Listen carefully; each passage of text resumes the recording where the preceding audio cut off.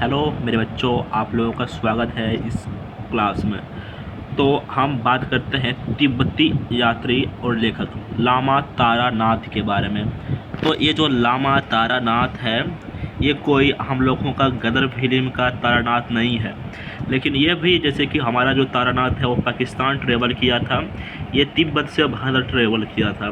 और इसने क्या क्या किया उसके बारे में बात करेंगे। तो जो लामा तारानाथ था, तिब्बत से भारत आए थे। उन्होंने कांख्यूर एवं तनयूर ग्रंथों की रचना की थी। इन ग्रंथों में तत्कालीन भारत के इतिहास के विषय में महत्वपूर्ण जानकारी समाहित है। ओके, अब बात करते हैं हम पुरातात्विक साक्ष्य स्रोत। तो पुरातात्विक साक्ष्य अथवा स्रोत प्राचीन भारत के अध्ययन हेतु सर्वाधिक विश्वसनीय एवं प्रामाणिक होते हैं। अब बात करते हैं अभिलेख के बारे में। तो सर्वाधिक प्राचीन अभिलेख बोगाचकोई एशिया माइनर नामक स्थान से प्राय 1400 ईसा पूर्व में प्राप्त हुआ। इस अभिलेख पर वैदिक काल के देवता इंद्र, मित्र, वरुण, नासत्य, अश्विनी कुमार आदि के नाम खुदे हुए मिले थे। ये अश्विनी कुमार कौन है यार? अब बात किया जाए स्मरणीय की, ठीक है ना, क्या बोलता है? स्मरणीय। तो अभिलेख अधिकतर पत्थर या धातु के चादरों पर खुदे होते हैं। अभिलेख के अध्ययन को एपिग्राफी कहते हैं। पुराने दस्तावेज की प्राचीन तिथि के अध्ययन को हम पुरालिपि शास्त्र यानी कि पेलियोग्राफी कहते हैं।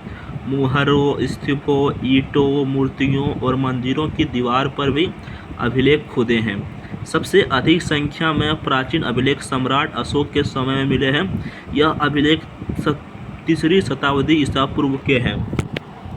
तो दोस्त, आप लोगों को मैं पूरा ancient India, medieval India, modern India, आप लोगों का Indian geography, world geography, physical geography, micro economics, macro economics, Indian economy, world economy, आप लोगों का जितना भी हो गया, history, geography, polity, economics, physics, chemistry, biology, static, GK, current affair, जितना भी जीके जीएस का पार्ट है, आप लोगों को मैं एक अलग से प्लेलिस्ट बनाकर देने वाला हूँ यूट्यूब पर। तो आप लोग इसे ही सपोर्ट करते रहें जिस तरह से सपोर्ट कर रहे हैं अभी। उसके बाद हम बात करते हैं कतिपय महत्वपूर्ण अभिलेख। समुद्रगुप्त। तो समुद्रगुप्त के टाइम पीरियड पर क्या था? प्रयाग स्तंभ लेख। उसके बाद प्रतिहार नरेश भोज ग्वालियर अभिलेख। यशोवर्मन मालवा नरेश मंदसौर अभिलेख।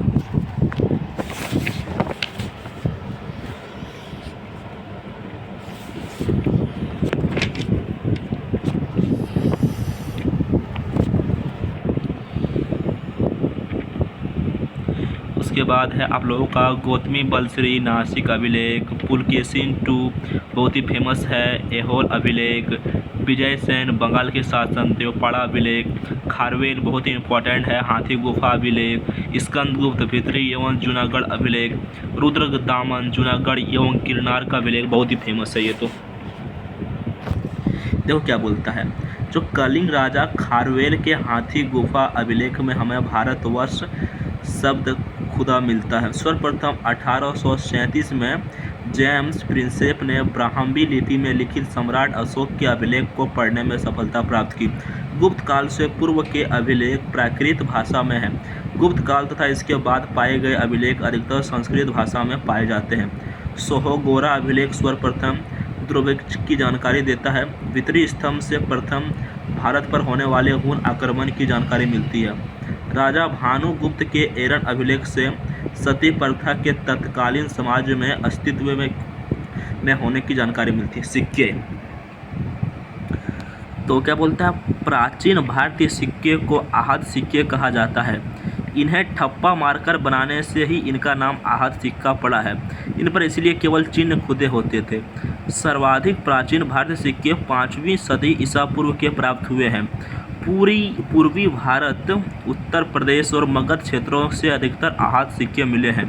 अवन शासकों ने इससे सर्वप्रथम सिक्कों पर लेख लिखना शुरू किया। क्या बोलता है, अरिकेमड़ू जो पुडुचेरी के पास है, वहाँ से रोमन सिक्के मिले। समुद्रगुप्त द्वारा जारी सिक्के पर उसकी वीणा बजाती मुद्रा अंकित होने से उसके संगीत प्रेमी होने का सम्राट स्पष्ट प्रमाण मिलता है। यानी कि जो समुद्रगुप्त था वो एक बहुत ही अच्छा म्यूजिशियन भी था। ओके। और सर्वाधिक स्वर्ण सिक्के गुप्त काल में जारी हुए। सर्वाधिक शुद्ध स्वर्ण मुद्राएं कुषाण काल में जारी हुए। सर्वाधिक सिक्के उत्तर मौर्य काल के प्राप्त हुए हैं। इस काल के सिक्के तांबे, शीशे, कांसे, चांदी एवं सोने से बने होते थे। अब बात करते हैं हम स्मारक एवं भवन। तो प्राचीन काल के स्मारक एवं भवन हमें भारत के प्राचीन काल में विकसित हो रहे वास्तुकला के विकास एवं भवन निर्माण शैली से अवगत कराते हैं। प्राचीन स्मारक एवं भवनों में सर्वाधिक प्रसिद्ध स्मारक हड़प्पा सभ्यता के भवन मिले हैं। अतरंजी खेड़ा की खुदाई से लोहा के प्रयोग में होने का साक्ष्य मिला है। और कौशाम्बी की खुदाई से महाराज उदयन के राजप्रासाद का अवशेष मिला है। पाटलिपुत्र के खुदाई में चंद्रगुप्त मौर्य के काल की लकड़ी के बने महल का रुइंस मिले हैं। कश्मीरी नौपाषाण पुरास्थल बुर्ज होम से गड्ढा घर मिला है जिससे नीचे उतरने के लिए सीढ़ियाँ पाई गई है। उत्तर भारत में नागर कला शैली में मंदिर बनाए जाते थे। उत्तर में नगर, देखो उत्तर भारत में सबसे ज़्यादा क्या है, नगर है। दक्षिण भारत के लोग क्या है, द्रविड़ है, बहुत ही दृढ़ है अपने सफलता को पाने के लिए। जैसे सुंदर पिचाई जैसे इंसान वहाँ से निकले। तथा मध्य भारत के मंदिर की कला बेसर जो मध्य में रहता है वो क्या रहता है, बेशरम होता है। आप इसको कैसे याद कर सकते हैं, जैसे कि उत्तर भारत में बहुत सारा क्या है, नगर है, तो उत्तर भारत में नागर शैली। दक्षिण भारत के लोग बहुत ही दृढ़ है यानी कि द्रविड़ शैली। और मध्य भारत यानी कि मध्य में जो रहता है वो क्या होता है, वो बेशरम होता है यानी कि बेसर शैली।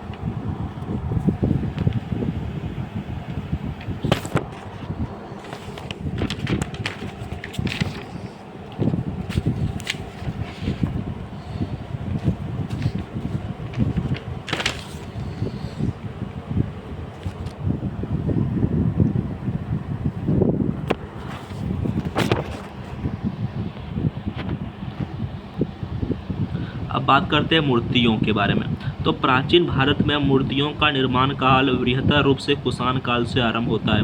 कुषाणकालीन मूर्तियों पर विदेशी प्रभाव साफ दिखता है। गुप्तकालीन मूर्तियों पर देशी प्रभाव साफ दिखता है।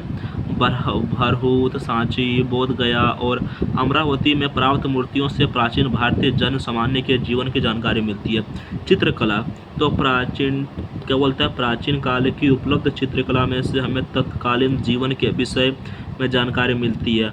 अजंता के चित्रों में माता और शिशु तथा मरणासन राजकुमारी जैसे चित्रों में शाश्वत भाव की अभिव्यंजना साफ प्रचलित होती है। इन चित्रों से गुप्त काल की कलात्मक प्रकाष्ठा साक्ष्य मिलता है। अवशेष क्या बोलता है, भिन्न स्थानों पर खुदाई से प्राप्त अवशेषों से भिन्न सभ्यताओं की विशेषताओं की जानकारी मिलती है। इन अवशेषों से हमें प्रागैतिहासिक काल एवं आद्य यानी कि जो प्रोटो हिस्टोरिक पीरियड है, हिस्टोरिक पीरियड है, प्री हिस्टोरिक पीरियड है, उसकी जानकारी मिलती है। मोहनजोदड़ो के रिमेन्स हमें हड़प्पा सभ्यता संस्कृति की काफ़ी जानकारी देते हैं। वहाँ की खुदाई से मिले 500 से अधिक मोहरों से तत्कालीन निवासियों के धार्मिक विश्वासों एवं सांस्कृतिक अभिरुचियों का पता चलता है। बसाड़ से प्राप्त मिट्टी की मोहरें व्यापारिक श्रेणियों के विषय में जानकारी देते हैं। प्राचीन भारतीय अवशेषों से हमें पता चलता है कि प्राचीन भारत में लोहे का प्रयोग 1100 ईसा पूर्व में हुआ था।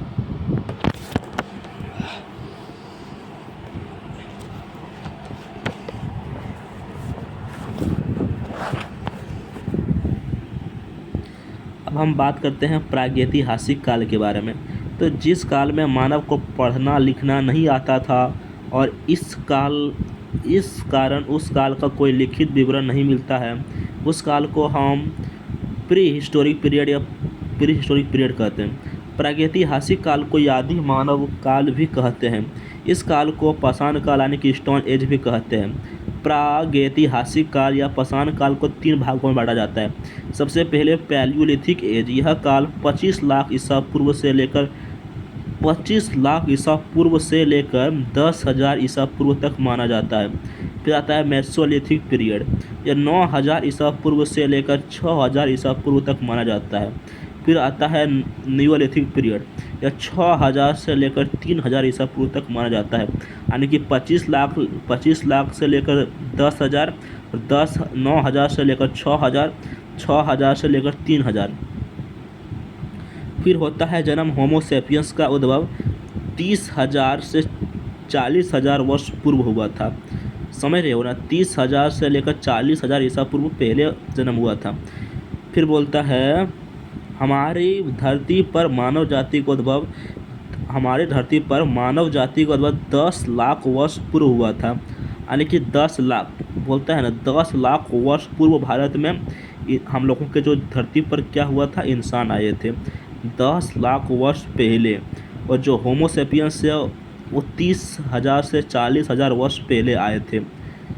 तो दोस्त, आप लोगों को मैं एक चीज़ समझाना चाहता हूँ कि कितना हमारा जो धरती है, इतना खूबसूरत धरती है, इस पर जो हम लोग का इंसान है, वो इंसान 10 लाख साल पहले आया था। कब आया था? 10 लाख साल पहले।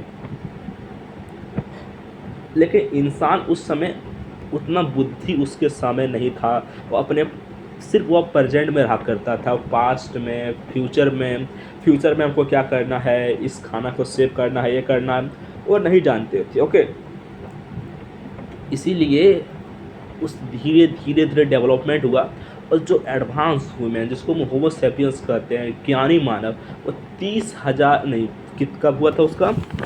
वो हुआ था 30,000 से लेकर 40,000 ईसा पूर्व पहले हुआ था मेरे दोस्त। अब नवपाषाण काल को खाद्य संग्राहक काल भी कहा जाता है। मध्य पाषाण काल में ही आग का आविष्कार हुआ था।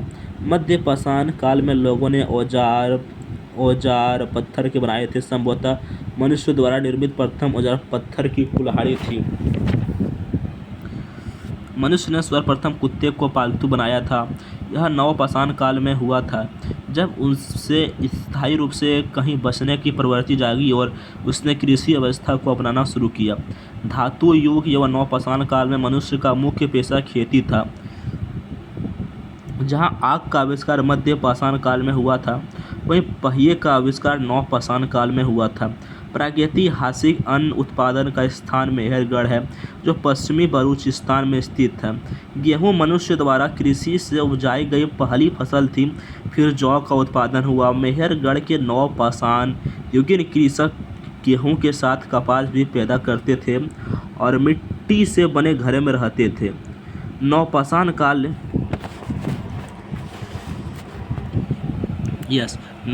काल में मनुष्यों ने पशुपालन करना शुरू कर दिया था। कृषि का आविष्कार मनुष्यों ने नवपाषाण काल में किया था। प्रथम भारतीय पुरापाषाण कलाकृति की खोज पल्लावरम नामक स्थान में हुई थी। मनुष्य ने सबसे पहले तांबा धातु का प्रयोग किया था। तांबे से उसने सबसे पहले जो औजार बनाया वह थी कुल्हाड़ी, जो कि अत्रि पक्कम नामक स्थल से मिला। प्राचीन भारत का सर्वाधिक प्राचीन नगर मोहनजोदड़ो था। सिंधी भाषा में मोहनजोदड़ो का अर्थ होता है मृतकों का टीला। पूर्व पाषाण काल में क्वार्टाइज के बने बर्तन भी लाए जाते थे। मध्य पाषाण काल में लोग जिन बर्तनों का प्रयोग करते थे वो माइक्रोलिथ के बर्तन के बने होते थे। यह बर्तन एंगेट, चर्ट और जैस्पर के बने होते थे। नवपाषाण काल में ही लोगों ने वस्त्र बुनने की कला सीख ली थी। नवपाषाण काल के लोग आहार संग्रहकर्ता से आहार उत्पादन बन गए थे। कृषि कर्म के लिए लोगों ने नवपाषाण काल में पहिए के साथ चाक का आविष्कार कर लिया था। कांसे की खोज तांबा के बाद हुई थी। धातु युग में स्त्रियां कांसे के बने आभूषणों को भी पहनती थी। चाक का आविष्कार नवपाषाण युग में हुआ था। चावल की खेती का जो सर्वप्रथम साक्ष्य है वो कोल्डी हवा उत्तर प्रदेश में प्राप्त हुआ। चित्र बनाने की कला मनुष्य के मध्य पाषाण काल में सीख ली थी। मध्य प्रदेश स्थित भोपाल के भीमबेटका में मध्य पाषाण काल की शिल्प गुफाएं मिली हैं। नवपाषाण काल के अवशेष जम्मू कश्मीर, सिंध प्रदेश, बिहार, बंगाल, उत्तर प्रदेश और आंध्र प्रदेश से प्राप्त हुए हैं। भारत में पूरा पाषाण काल के उपकरण राजस्थान, मालवा, गुजरात, पश्चिम बंगाल, उड़ीसा और आंध्र प्रदेश में मिले हैं। रॉबर्ट ब्रूस प्रथम व्यक्ति थे जिन्होंने 1863 में भारत में पूर्व पाषाण कालीन औजारों की खोज की थी।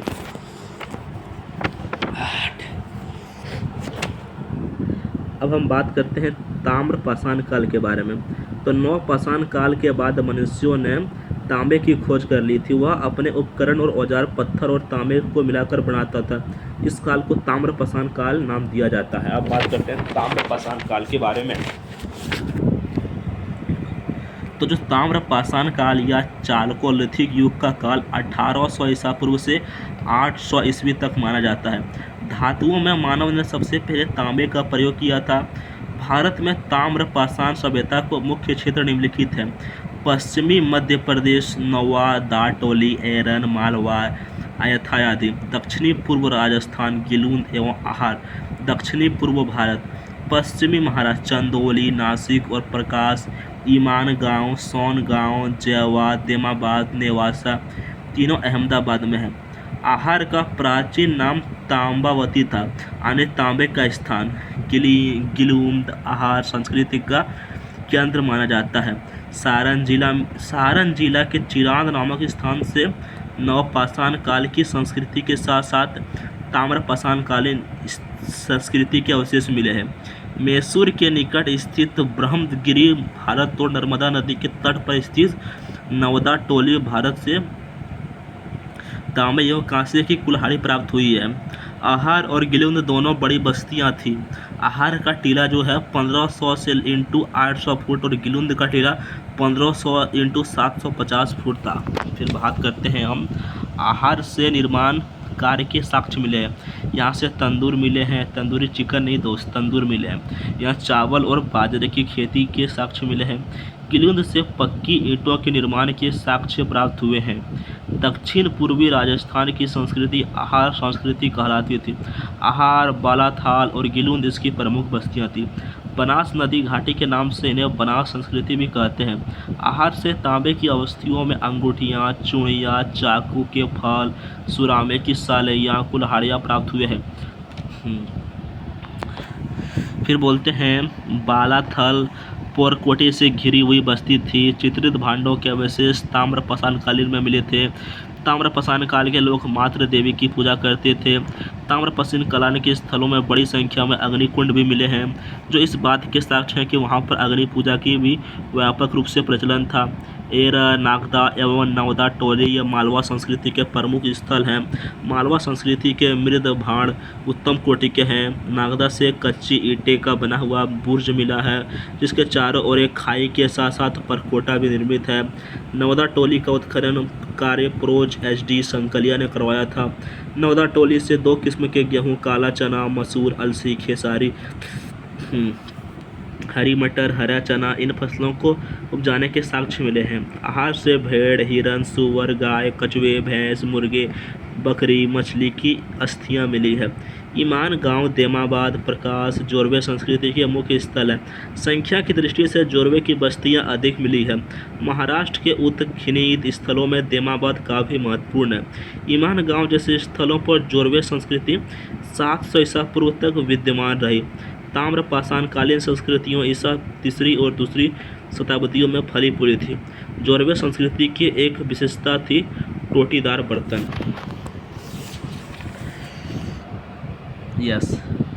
जोरवे संस्कृति का मुख्य व्यवसाय खेती और पशुपालन था। लोग शिकार करते थे और मछली भी पकड़ते थे। बाटर सिस्टम द्वारा तब लोग व्यापार करते थे। सोने के आभूषण का प्रयोग भी जोरवे संस्कृति के लोग करते थे। नेवासा से पटसन का साक्ष्य प्राप्त हुआ है।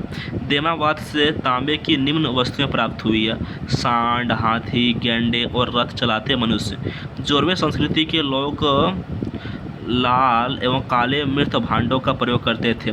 भीषण सूखा पड़ने से ताम्रपाषाण संस्कृति का अंत हो गया। वाव। अब बात करते हैं भारत की जो है आदिम जनजातियाँ। भारत में 4 प्रकार की आदिम जातियाँ मुख्यतः निवास करती थी। सबसे पहले था मंगोलॉयड, नेग्रोटो, भूम सागरी द्रविड़, प्रोटो ऑस्ट्रोलॉयड। सबसे पहले कौन है? मंगोलॉयड। इस प्रजाति के लोग असम, भूटान, सिक्किम एवं पूर्वोत्तर राज्य में रहते थे।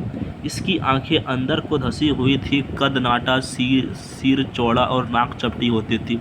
नेग्रोटो प्रजाति के लोग अधिकतर अंडमान द्वीप द्वीप समूह में पाए जाते थे। इस जाति का मूल स्थान अफ्रीका देश था। नॉर्डिक यह भारत की प्राचीनतम जातियों में से एक थी।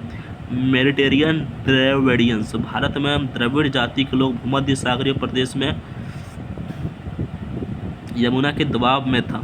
छोटा कद, छोटी नाक, बड़ा सिर और काली चमड़ी इनकी शारीरिक विशिष्टता थी। प्रोटो ऑस्ट्रोलॉयड तो प्रोटो ऑस्ट्रोलॉयड प्रजाति बर्मा, मालया, इंडोनेशिया से आकर भारत में बसी थी। आर्यों के भारत में आने के समय ये प्रजातियां भारत के पंजाब और दक्षिण भारत में निवास कर रही थी। हाँ, सो दोस्त, आप लोग देख सकते हैं कितनी खूबसूरत और कितने अच्छे तरीके से आप लोगों को मैं एंशिएंट इंडिया पढ़ा रहा हूँ।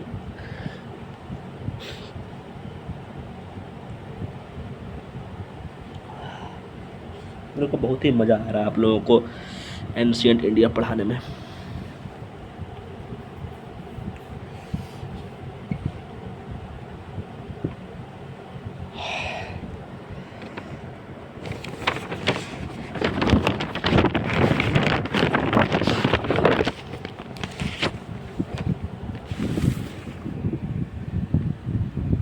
अब बात करते हैं सिंधु घाटी सभ्यता के बारे में।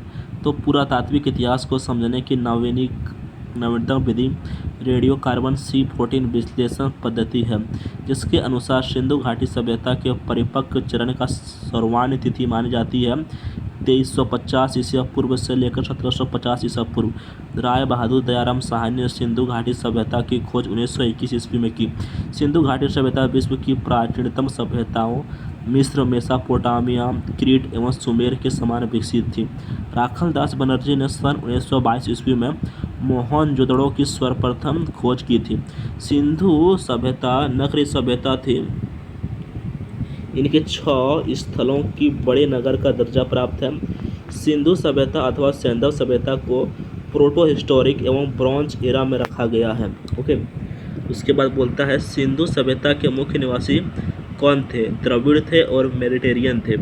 अब इसके 6 सबसे बड़े नगर, एक था आपका मोहनजोदाड़ो, दूसरा था कालीबंगा, तीसरा था धोलावीरा, चौथा था हड़प्पा, पांचवा था राखीगढ़ी और एक नया नाम मुझको लग रहा है, क्या है ये? गनारी वाला। वाह, गन्ने वाला भी था।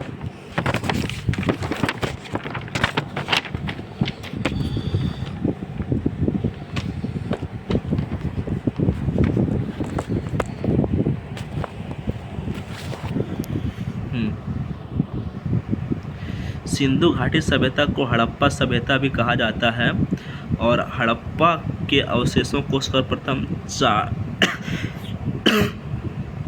चार्ल्स मेसन ने प्रकाशित किया था। ओके, और ये भी देख लेते हैं सिंधु घाटी के 2 बंदरगाह हुआ करते थे, 2 पोर्ट हुआ करते थे, पहला लोथल और दूसरा सूतकोतदा।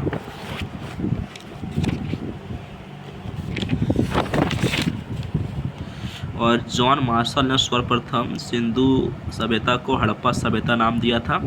हड़प्पा पाकिस्तान के पश्चिमी पंजाब प्रांत के मांटगोमरी जिले में स्थित है।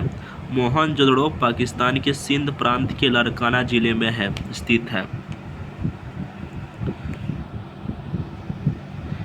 उसके बाद हम बात करते हैं हड़प्पा। हड़प्पा का खोज तो दयाराम साहनी ने किया था।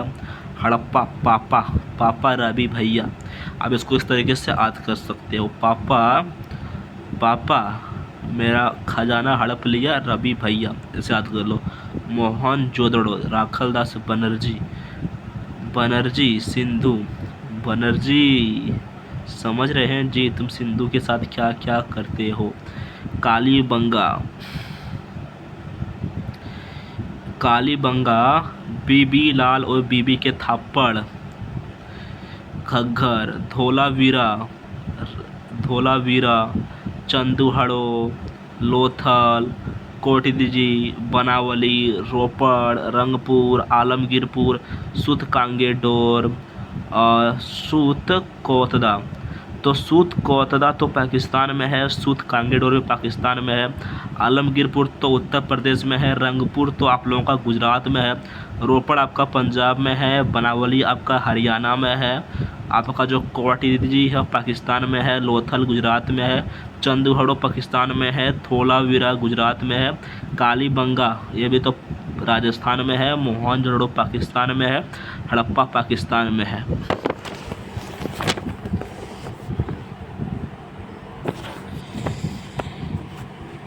अब बात कर लिया जाए, अच्छा नदी के बारे में बात करें तो नदी आपका इधर बात हो जाएगा।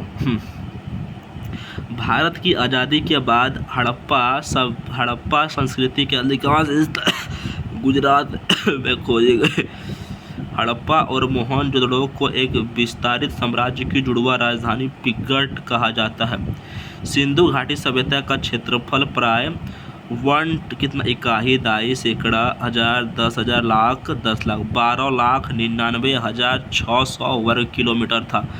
सिंधु सभ्यता पूर्व में मेरठ जिले के आलमगीर, पश्चिम में मकरान तट के प्रदेश तक, दक्षिण में कीम सागर के संगम पर भगत राव से लेकर उत्तर में जम्मू के मांडा तक विस्तारित थी।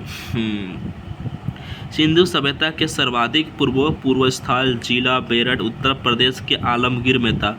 सर्वाधिक पश्चिमी पूरा स्थल बलूचिस्तान के सुद कांगेडोर में, उत्तरी पूरा स्थल जिला अखनूर जम्मू कश्मीर के मांदा में और दक्षिणी पूरा स्थल जिला अहमदनगर महाराष्ट्र के दामाबाद में खोजे गए थे। मोहनजोदड़ो का जो शाब्दिक अर्थ है वो होता है मृतकों का टीला। सिंधु सभ्यता की सबसे बड़ी इमारत मोहनजोदड़ो के अन्नागार थे। सिंधु सभ्यता का प्रमुख क्षेत्र संपूर्ण क्षेत्र त्रिभुजाकार है। सिंधु सभ्यता की मुख्य फसलें थी गेहूं और जौ। सिंधु सभ्यता के धोलावीरा पूरा स्थल की खोज सर्वाधिक नवीनतम खोज सिंधु सभ्यता से संबंधित है। मोहनजोदड़ो की खुदाई से मिला स्नानघर एक प्रमुख स्मारक है।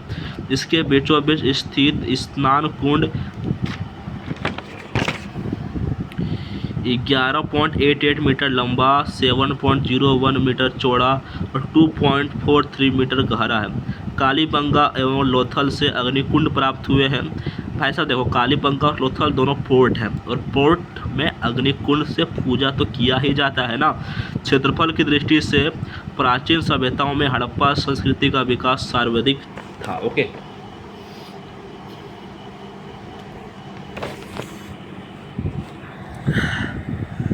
हाँ, सिंधु सभ्यता के निवासियों ने अपने नगरों एवं घरों के विन्यास हेतु ग्रिड पद्धति को बनाया था। कालीबंगन से नक्शादार ईंटों एवं जुड़े हुए खेत के साक्ष्य मिले हैं। सिंधु घाटी के लोग सोने एवं चांदी का आयात अफगानिस्तान से करते थे। अब बात करते हैं हम सिंधु सभ्यता में विदेश व्यापार। तो वस्तुओं का आयात किस प्रदेश से, वस्तुओं का आयात किस प्रदेश से, इस तरीके से। तो सोना जो है अफगानिस्तान, ईरान, कर्नाटक। उसके बाद आपका जो चांदी है अफगानिस्तान, ईरान। तांबा बलूचिस्तान, खिजड़ी ओमान, टीन ईरान और अफगानिस्तान। गोमेद सौराष्ट्र, लाजवार्द मेसोपोटामिया, सीसा ईरान। सिंधु सभ्यता में लोग मिठास के लिए शहद का प्रयोग करते थे। सिंधु घाटी के लोग शाकाहारी और मांसाहारी दोनों थे। जो शाकाहारी थे वे लोग गेहूँ, चावल, दूध, मटर, जौ, फल, सब्जियां और दूध से बने पदार्थ आदि का उपभोग करते थे, जबकि मांसाहारी लोग मुर्गे, कछुए, मछली, गाय, भेड़ और आदि जानवरों को मारकर खाते थे। मोहनजोदड़ो से पाई गई एक सील पर 3 मुंह वाले देवता पशुपतिनाथ की मूर्ति के चारों ओर हाथी, गेंडा, चीता और भैंसा मतलब तेरा दोस्त नहीं दोस्त की मूर्ति मौजूद है। सिंधु घाटी सभ्यता के निवासी ऊनी और सूती वस्त्रों का प्रयोग करते थे। फलों के अंतर्गत सिंधु निवासी केला, नींबू और खजूर भी उगाते थे। सिंधु निवासी नाव बनाने का भी काम जानते थे। मोहनजोदड़ो की खुदाई से एक नर्तकी की कांस्य मूर्ति भी प्राप्त हुई है। सिंधु घाटी, अरे वो आप लोग मत समझिए, वो जो है ना, जो एक नर्तकी है नटराज, वो तो आप लोगों का चोला साम्राज्य में पड़ेंगे। ये दूसरा मूर्ति का बात कर रहे हैं, ये पाकिस्तान के म्यूजियम में है। ओके, सिंधु घाटी में मिले महत्वपूर्ण अवशेष में शामिल है दुर्ग, रक्षा प्राचीर, निवास गृह, चबूतरे और अन्नागार।